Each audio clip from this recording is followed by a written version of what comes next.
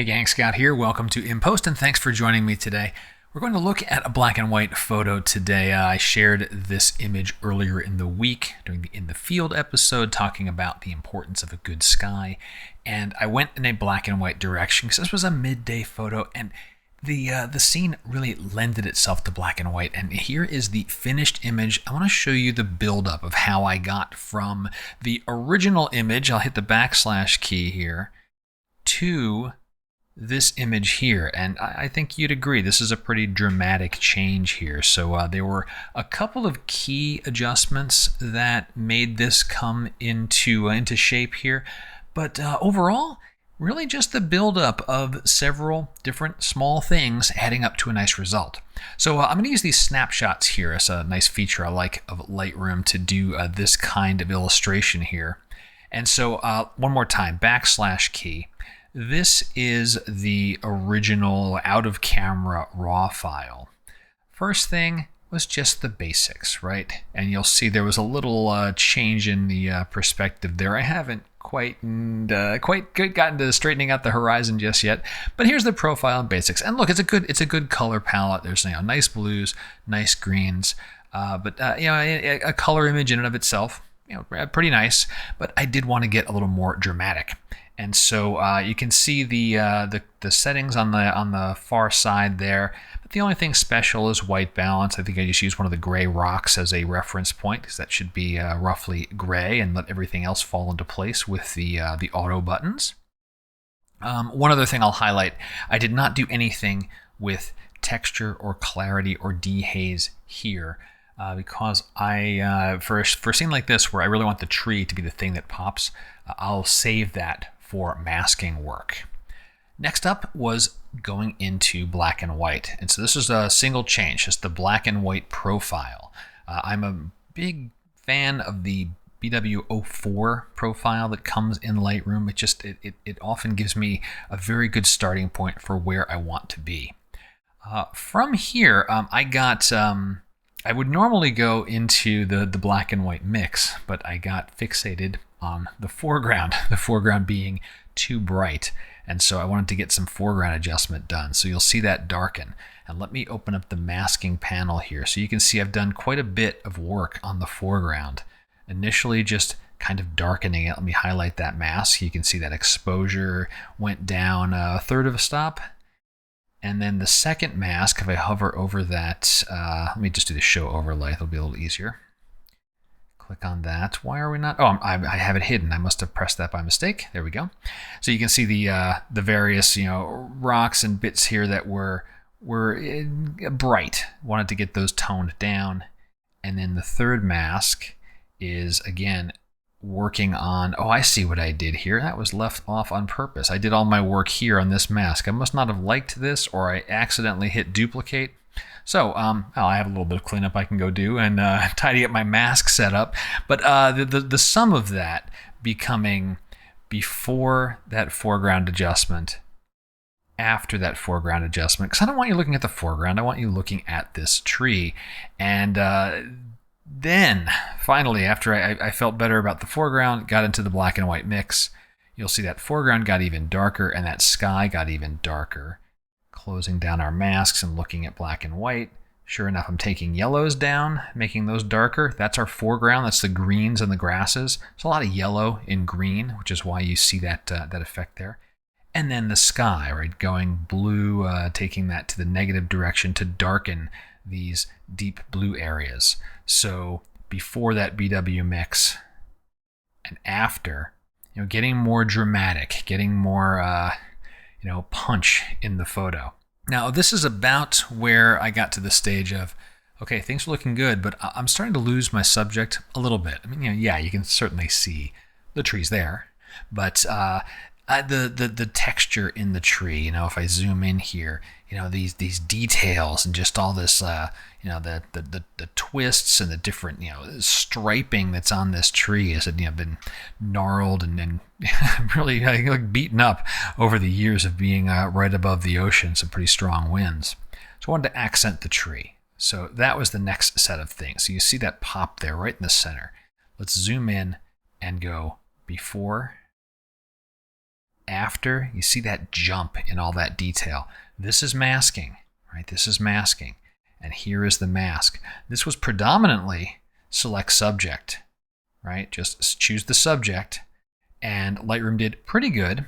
Included more things than I wanted, so I subtracted away some of that brush work. So I ended up with just my tree.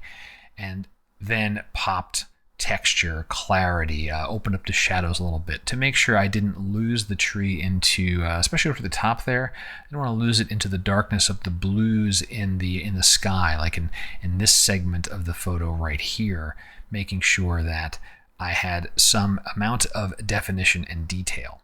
The next set of things, I'll leave that masking panel open because you'll start to see more masks get added. Copied this mask, inverted it, kind of dealt more with the foreground again, toning things down, taking it toning the foreground, the background down further, decreasing the shadows, deepening those things. Finally fixed that horizon, added another mask, did some more adjustments to this mask in terms of its settings, did more adjustments here. I want to call it a key change with the sky, where I have this here, is this dehaze. Pushing that up really made a difference. It really deepened those already deep blues and gave the photo more punch. We're working with black and white. Often the dark things will retreat from our eyes, kind of like cool colors would in a color photo. Here, pushing that sky to be darker, approaching very deep gray to black. It's pushing it into the distance and bringing the subject forward as a result. So getting more depth into the scene.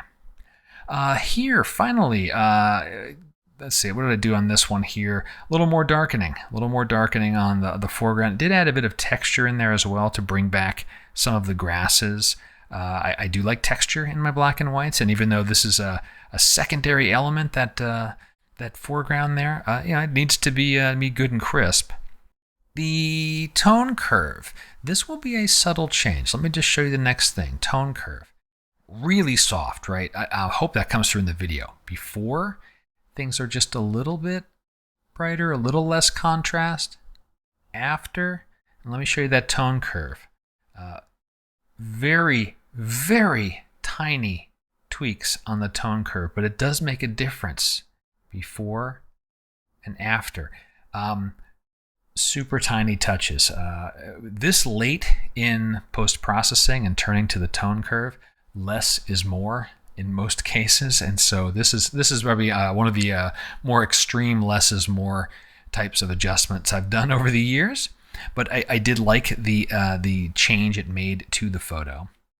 And then the final change, so the final wrapping things up. You'll see a little more bringing some highlights back up. The clouds get a little brighter. Pushing contrast just a little bit more. One thing I do want to point out, if you've been paying attention to this tree right here, there's some edging here. There's some little bits of haloing, and before the tone curve, after the tone curve, you can see how I've downplayed that a whole bunch. There's still a little more tweaking I want to do on that, and I think I'm going to do a separate video about how I've been trying to combat this haloing, because as I've been digging into it, there hasn't been one adjustment. It's not like, I pushed, I don't know, I pushed this shadow slider too much or this white slider too much, and that created the halo. That hasn't really happened. Some of this is the nature of the photo. When you have these high contrast points, these edges, those can be subject to haloing, and as we push contrast, we push detail, we can exaggerate that. So I've done some work. I want to do a little bit more to combat that. I'll do that as a separate video because I think that's a subject worthy of a deeper discussion in and of itself, as opposed to me saying, I did this and halos went away, which I guess is what I'm kind of saying right now. But come back. I will have something on the channel soon for the halos. And that was kind of the finishing touches there. I don't think I did anything with vignetting. This is almost naturally vignetted because of the dark sky in the upper right, the dark corner in the lower left. It just felt balanced. But all said and done, before, what came out of the camera? Good sky, a little bit underexposed. And then after, you saw the series of adjustments. And key ones was emphasizing the tree, doing that select subject and pushing detail and clarity. And then really that dehaze on the sky in a localized adjustment with a mask, just pulling that haze out of the sky. That really deepened the tones there, gave the scene more depth. I hope you found the video enjoyable. If you've got questions, please go ahead and drop them below. And until next time, my name's Scott Davenport. Have fun.